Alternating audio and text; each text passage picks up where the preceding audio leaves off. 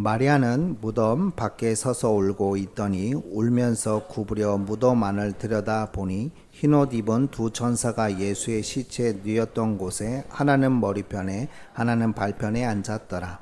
천사들이 이르되 여자여 어찌하여 우느냐 이르되 사람들이 내 주님을 옮겼다가 어디 두었는지 내가 알지 못함이니이다. 이 말을 하고 뒤로 돌이켜 예수께서 서 계신 것을 보았으나 예수이신 줄을 알지 못하더라. 예수께서 이르시되 여자여 어찌하여 울며 누구를 찾느냐 하시니 마리아는 그가 동산직인 줄 알고 이르되 주여 당신이 옮겼거든 어디 두었는지 내게 이르소서 그리하면 내가 가져가리이다. 예수께서 마리아야 하시거늘 마리아가 돌이켜 히브리 말로 라보니 하니 이는 선생님이라는 말이라. 예수께서 이르시되 나를 붙들지 말라 내가 아직 아버지께로 올라가지 아니하였노라. 너는 내 형제들에게 가서 이르되 내가 내 아버지 곧 너희 아버지 내 하나님 곧 너희 하나님께로 올라간다 하라 하시니 막달라 마리아가 가서 제자들에게 내가 주를 보았다 하고 또 주께서 자기에게 이렇게 말씀하셨다 이르니라. 아멘. 여러분 오늘 막달라 마리아라는 인생을 조금 우리가 돌아볼 필요가 있습니다. 여러분 막달라 마리아 인생은요 모든 것이 억압된 삶이었고 억압된 인생이었습니다. 어떤 자신의 실수나 자신의 잘못을 통해서 억압된 인생을 살았던 인물이 아니라 어느 날 갑자기 본인에게 온 문제로 인해서 억압된 삶을 살아갈 수밖에 없는 인생이었습니다. 누가복음 8장 2절입니다. 누가복음 8장 2절에 보면 막달라 마리아를 이렇게 이야기하고 있습니다.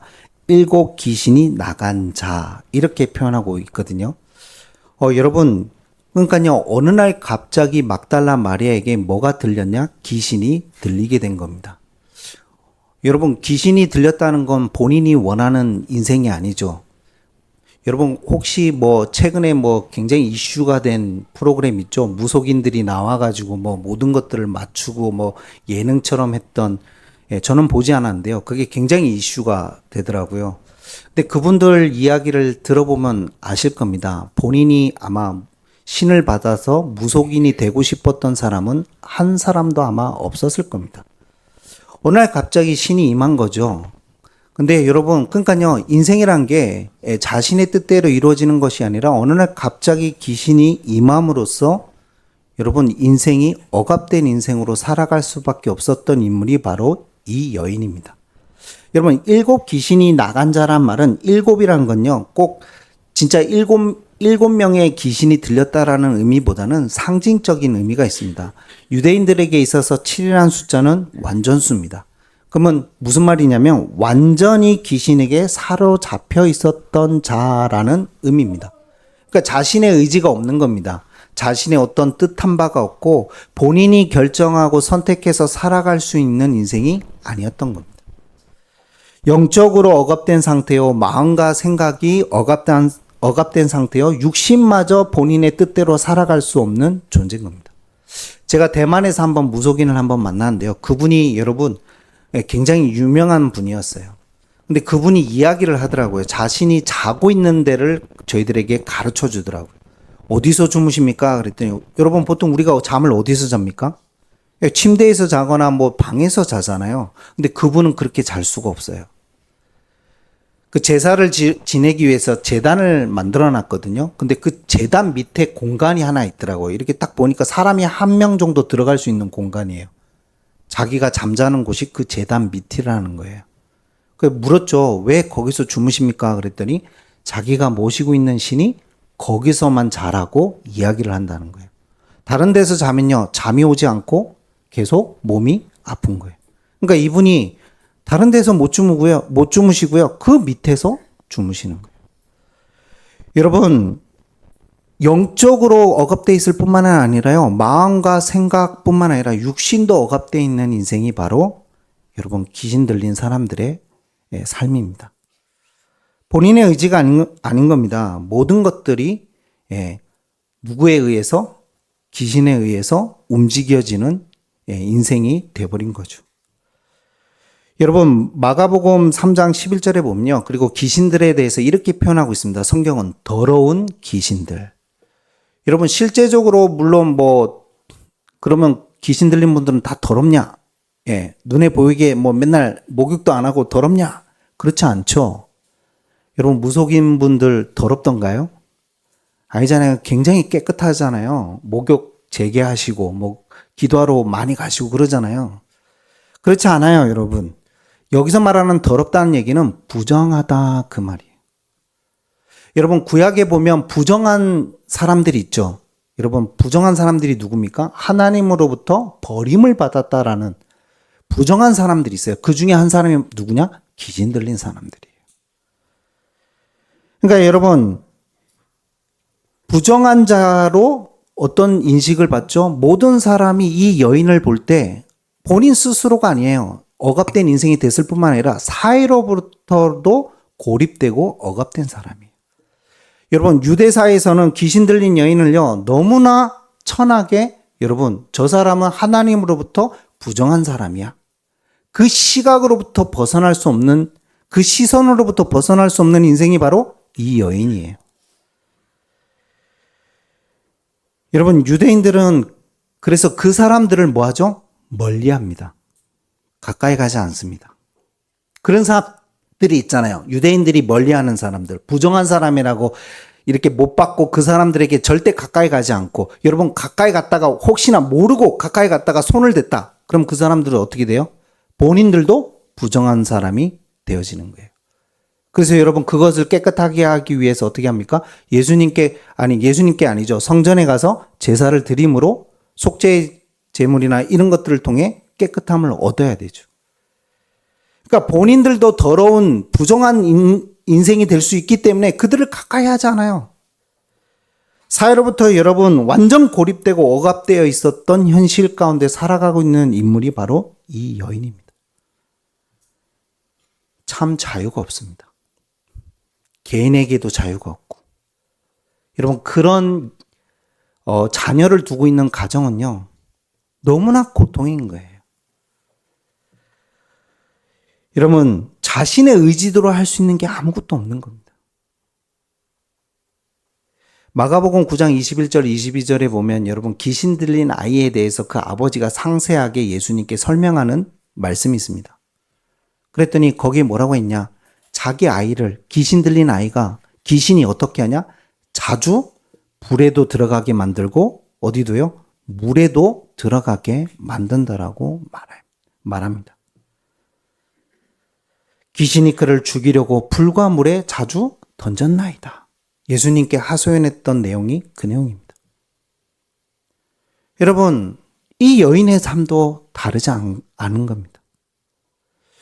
자꾸 자신을 여러분 마귀가요 요한복음 10장 10절에 보면 마귀가 하는 짓이 있습니다. 보이지 않는 영적 존재가 하는 짓이 있습니다. 그게 뭐냐? 도둑질하고 살인하고 멸망시키는 거라고 말씀하셨어요. 즉 인간을 파괴하는 게 사단의 목적입니다. 지금도 마찬가지입니다. 보이지 않는 영적 존재는요 우리를요 마음 생각 영혼뿐만 아니라 육신까지마저도 억압된 삶으로 살아가도록 자유가 없는 파괴적인 삶으로 살아가도록 그렇게 만듭니다.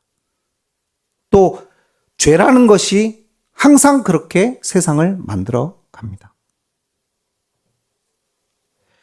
여러분 거라사 지방에 있었던 군대 귀신 들렸던 그 귀신 들린 사람의 이야기를 잘 알고 계실 겁니다. 그 사람은 더하죠. 여러분 군대 귀신이었습니다.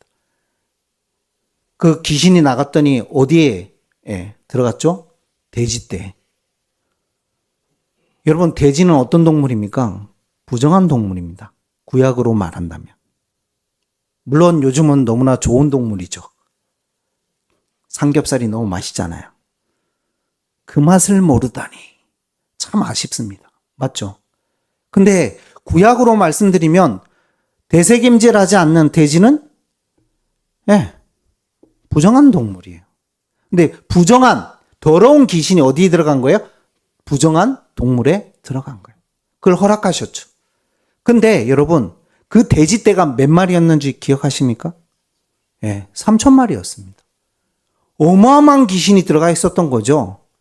꼭 뭐 3,000 숫자라고 보기보다는 그러니까요.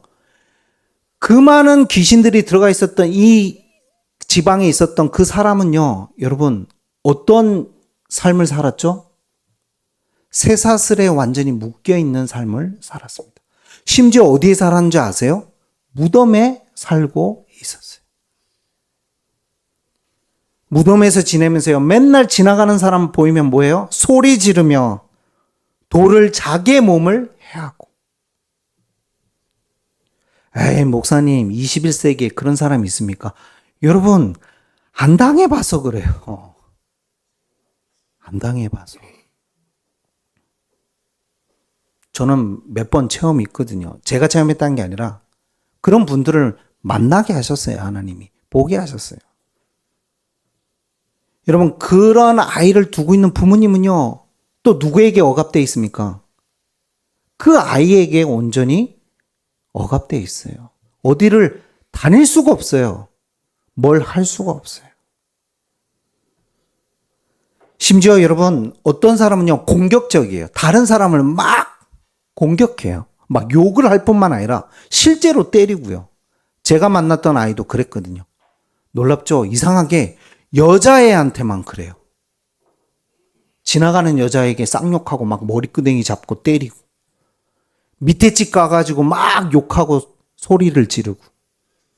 제가 한 번은 대학생 데리고 갔더니 대학생한테 갑자기 허리띠를 갖고 오더니 막 채찍질 하더라고요. 여러분 웃죠? 예, 웃을 거예요. 뭐 그런 일이 있냐면. 아니요, 직접 당해보세요. 그 대학생이 기겁을 했다니까요. 두 번 다시 목사님 안 가겠습니다. 자기가 맞지도 않았으면서.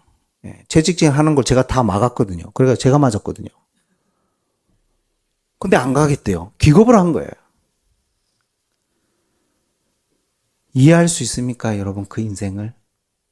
이해가 되십니까? 지금은 없다고요? 아니요, 그렇지 않습니다. 여러분, 누구도 돌보지 않습니다. 누구도 다가가지 않습니다. 누구도 바라보지 않습니다. 누구도 구원의 손길을, 도움의 손길을 그 여인에게 내밀지 않습니다. 근데 여러분, 놀랍게도요, 예수님이 찾아오셨다는 겁니다.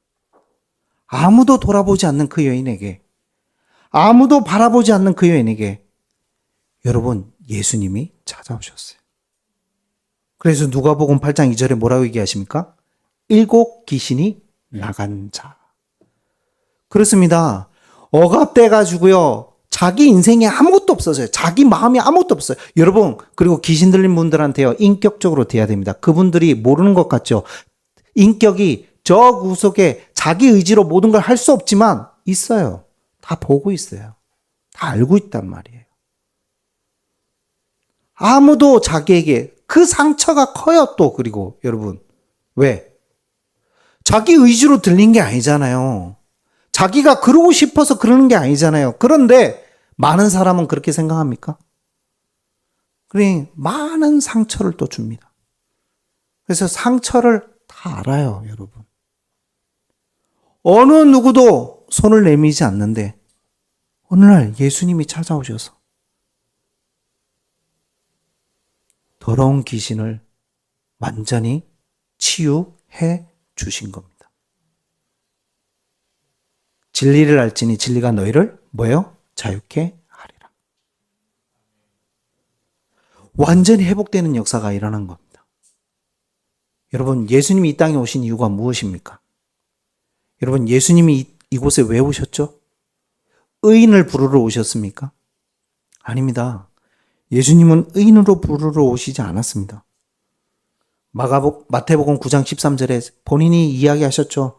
나는 의인을 부르러 온 것이 아니라 누구요? 죄인을 부르러 왔노라.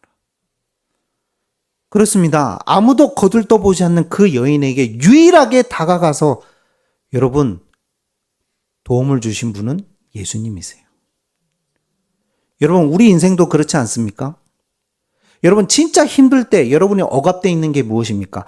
많은 게 있습니다. 여러분, 귀신 들린 것만 억압된 게 아니에요. 우리가 여러분, 마음으로 억압되어 있는 게 얼마나 많아요. 아니, 예수님 만나기 전에 어느 누구도 없어요. 의인은 없나니 하나도 없고, 여러분, 에베소서 2장 1절에 허물과 죄로 죽은 너희를.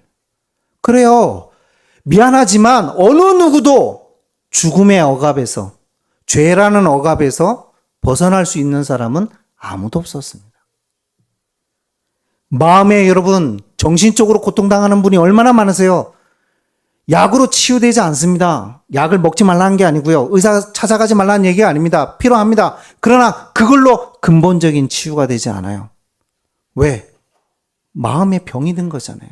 억압이 있잖아요. 여러분, 그 여인에게 유일하게 찾아오신 분은 바로 예수님이세요. 진리를 알지니 진리가 너희를 자유케 하리라. 그리스도를 만나고 나서 이 여인이 자유해진 겁니다. 주님을 만나고 나서 메시아이신 그리스도이신 구세주이신 정말 나의 구세주가 되신 겁니다. 얼마나 감사합니까? 그렇죠. 마리아에게 있어서 예수님은 정말 구세주고 그리스도인 겁니다. 예수님을 인격적으로 만난 거죠. 주는 그리스도시요 살아계신 하나님의 아들이심이 그냥 머리로 하는 고백이 아니죠. 억압되어 있는 나를 온전히 구원하신 그리스도. 생을 겁니다. 누구에게요? 그래서 예수님께. 예수님의 제자가 되어서 예수님을 따라다니죠. 여러분, 십자가 졌을 때 끊임없이 따라갔던 여자들, 성경에 보면 예수님 십자가 지시는 그 동상까지도 끝까지 바라보고 있었던 그 여자들, 그 중에 한 명이 누굴까요? 너무나 쉬운 퀴즈 아닙니까? 네, 막달라 마리아입니다. 마리아가 하도 많아가지고, 네, 마리아가 많아서, 네, 마리아가 너무 많아. 그래서 여러분 앞에 지역이 이름이에요. 막달라는. 갈릴리 지역에 있는 막달라라는 지역에 있는 마리아. 그래서 이 여인이, 그럼 생각해보세요. 갈릴리는 어디입니까? 저 위쪽이잖아요. 예수님은 어디에 못 박히셨는데요? 예루살렘에 못 박히셨잖아요. 그것도 어디? 골고다. 네, 갈보리산. 그 위에. 그러면 여러분 그 여인이 모르겠어요. 이 여인이 가정을 갖고 있지 않았을 것 같아요. 뭐 귀신 들린 여인 부인으로 삼고 싶은 분 손 들어보세요. 아무도 없잖아요. 안 그래도 부정한 여인인데. 그러니까 결혼은 못했을 것 같아요. 그러나 여인의 힘으로 여러분 예수님을 끝까지 따라오고 끝까지 계속 온다는 거 쉽지 않아요. 여러분. 그분만이 나의 참된 구세주임을 온전히 믿는 믿음으로 살아가고 있는 거죠. 그래서 끝까지 십자가 지시는 것까지 따라왔던 겁니다. 여러분, 우리에게 이 은혜를 주신 줄 믿습니다. 선교사님이요, 인도에 이렇게 복음을 전하러 가다가 어떤 한 마을에 가게 된 겁니다. 근데 알고 봤더니 여러분, 인도는 카스트 제도가 공식적으로는 사라졌지만 아직도 문화적으로 많이 깔려 있습니다. 근데 그 마을에 갔더니 불가촉 천민들이 사는 마을이었던 거예요. 그 불가촉 천민이란 말이 뭐냐면요, 접촉해서는 절대 안 되는 사람들이라는 말이에요. 유대인들이 부정한 사람들을 접촉하지 않듯이 지금도 똑같아요. 그 사람들은 신으로부터 버림받은 사람들인 거예요. 그러니까 사람으로 취급을 하지 않아요. 그래가지고 이 친구들은요, 학교 교육을 받을 수가 없어요. 병원조차 가지를 못해요. 어떤 국가로부터 어떤 복지나 사회로부터 어떤 따뜻함을 전혀 받지 못하는 그런 신분이에요. 아니 21세기예요? 네. 지금도요. 우리나라부터 조금 반대편에 있는 인도에 아직도 그렇게 인권을 보장 못하는 그런 신분제도에 억압돼 가지고요, 고통당하고 있는 사람이 너무 많아요. 그래서 신을 잘 섬기는 사람들이 혹시나 모르고 그 친구들을 손을 댔다, 접촉을 했다, 똑같아요. 어떻게 하는 줄 아십니까? 신에게 가서, 아니면 겐지스강에 가서 몸을 씻어야 돼요. 그러니 여러분, 그 마을을 돌아보겠습니까? 아무도 돌아보지 않죠.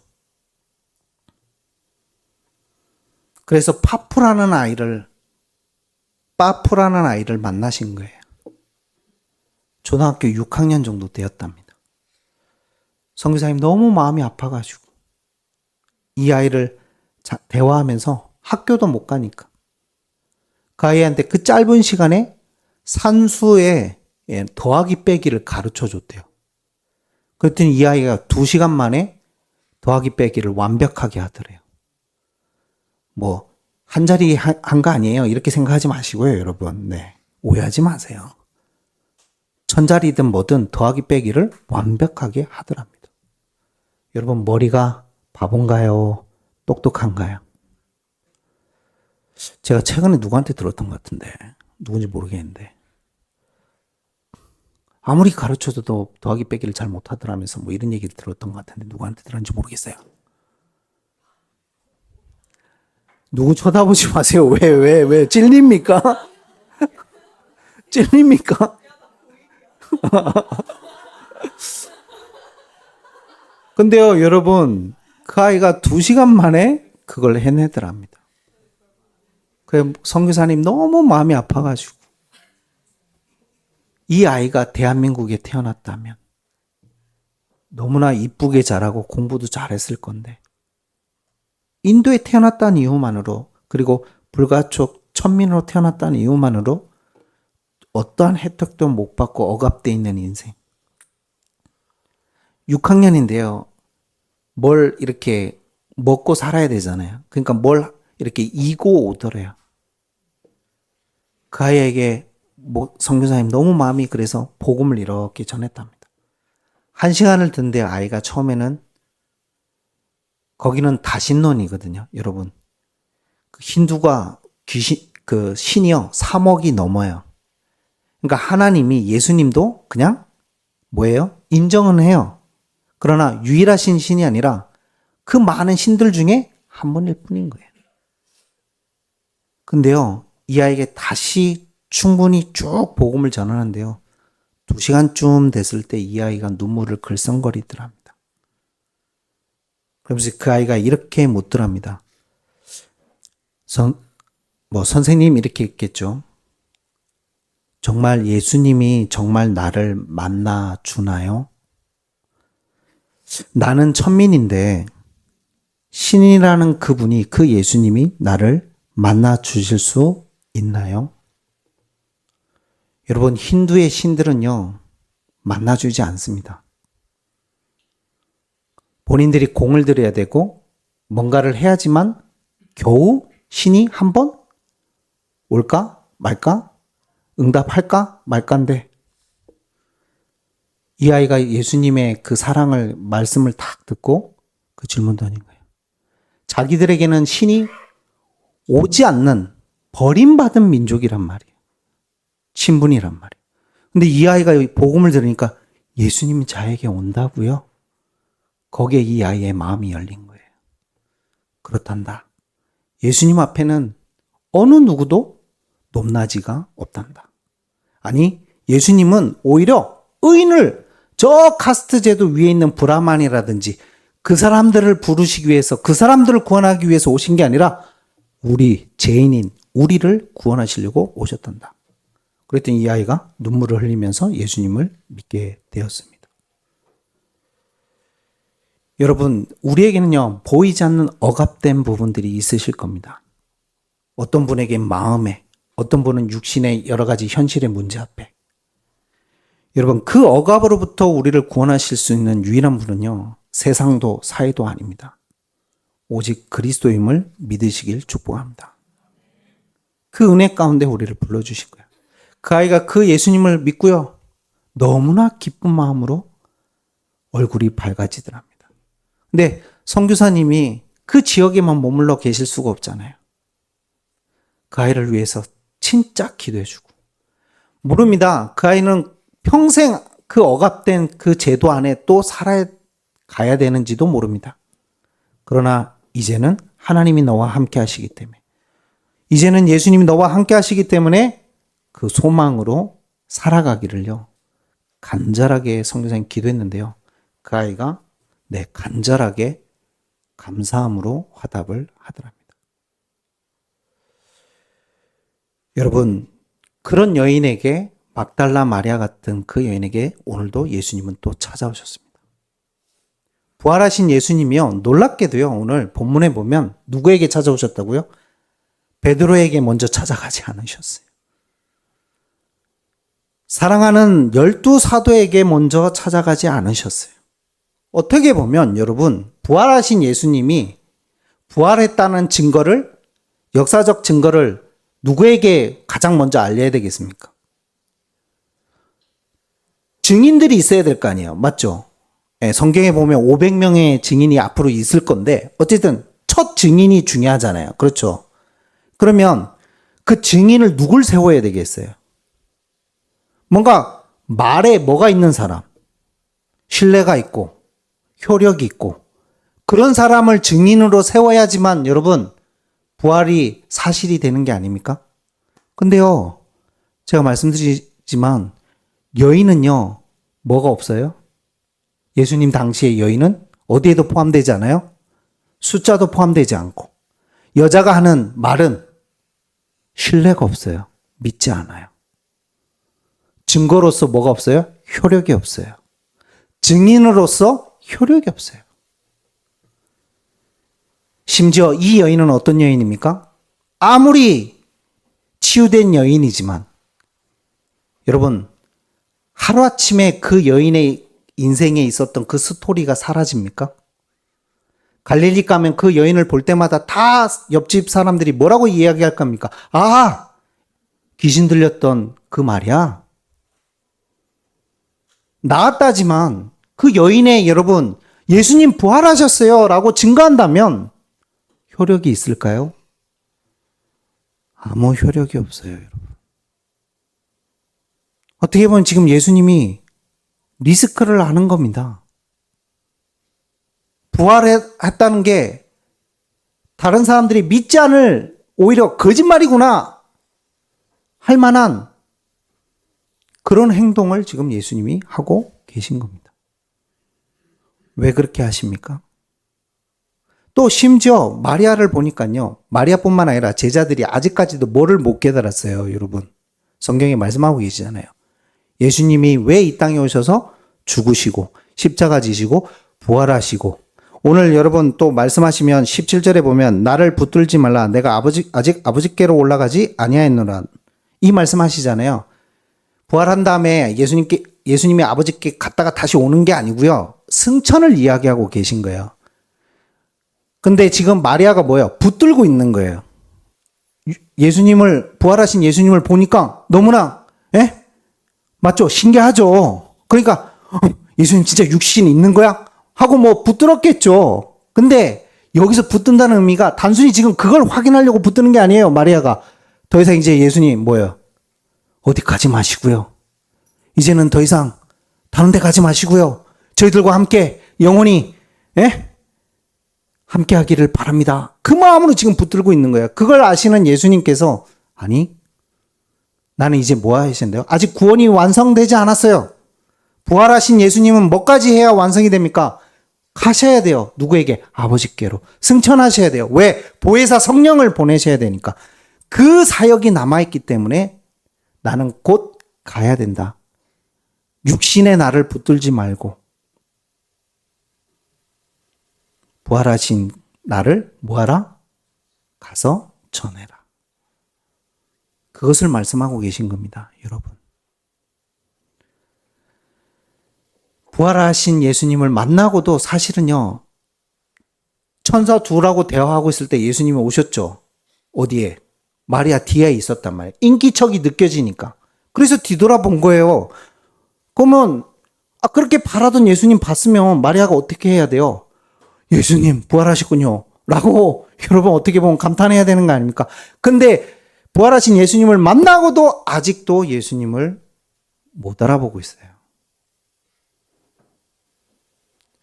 아직까지 여러분 영적으로 성장하지 못한 제자들인 겁니다. 영적으로 아직 성숙하지 못한 십자가의 죽으심과 부활에 참된 신앙을 영적인 눈이 아직 열리지 않은 상태였어요. 부활하신 예수님을 보고도요. 그런데 예수님은 그것을 알고 계시잖아요. 그럼에도 불구하고 찾아오셨다는 겁니다. 언제처럼요?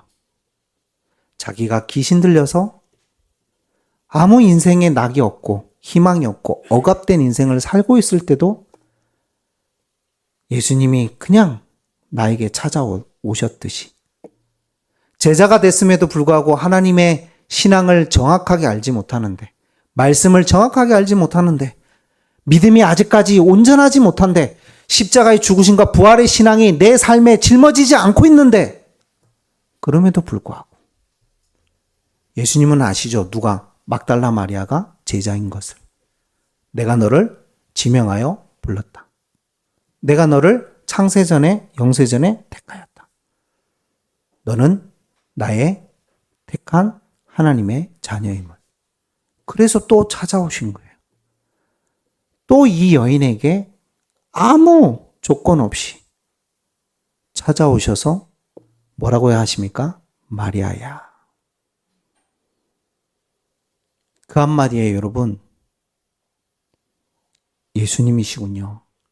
라보니, 랍비어 그 말인데요. 선생님이요. 그 말은 여러분, 선생님 그런 의미가 아닙니다. 당신이야말로 진짜 내가 알고 있었던, 내가 믿고 있었던 나의 구세주 그리스도시군요. 예수님이시군요. 그 눈이 열리는 시점인 겁니다. 여러분, 예수님이 그렇게 찾아오셨습니다. 우리의 영적 상태와도 상관없이 또 찾아오셨습니다. 억압돼서 우리는 또 어떻게 보면 말씀대로 살아가지 못할 때도 많고, 여러 가지 현실의 문제로 고통당할 때도 많고, 예수님을 또 등한시하고 내 본성에 충실하게 살아갈 때도 많지만, 예수님은 또 찾아오셨습니다. 여러분, 그 은혜 가운데 있는 분이 여러분들입니다. 그 은혜를 입은 자가 바로 막달라 마리아인 겁니다. 여러분, 그래서 빌립보서 1장 6절에 말씀하시죠. 아닙니다. 우리의 의가 아닙니다. 그리스도의 의로 언제까지요? 그리스도의 날까지 이루어 가실 줄 확신합니다. 주님 안에 그 믿음이 있으시길 축복합니다. 흔들리지 않으시길 축복합니다. 그래서요. 억압된 게 있으십니까? 진리가 여러분을 자유케 하실 겁니다. 그래서 여러분, 믿음은 무엇입니까? 나를 바라보는 것이 아니라 그리스도를 바라보는 겁니다. 나의 상태를 바라보는 것이 아니라 현실의 눈으로 현실을 바라보는 것이 아니라 그것을 온전하게 바꾸실 수 있는 그리스도를 또 바라보고 가는 겁니다. 그 은혜 가운데서 강한 자가 되는 겁니다. 여러분, 오늘 이 언약을, 이 그리스도를, 이 예수님을 다시 한번 붙드시길 축복합니다. 인생에요, 살아가면 살아갈수록 저는 하나밖에 남지 않아요. 좀 바울의 고백이 너무나 요즘 절절하게 다가와요. 내 아들아, 그리스도 예수 안에 있는 은혜 속에서 강해라.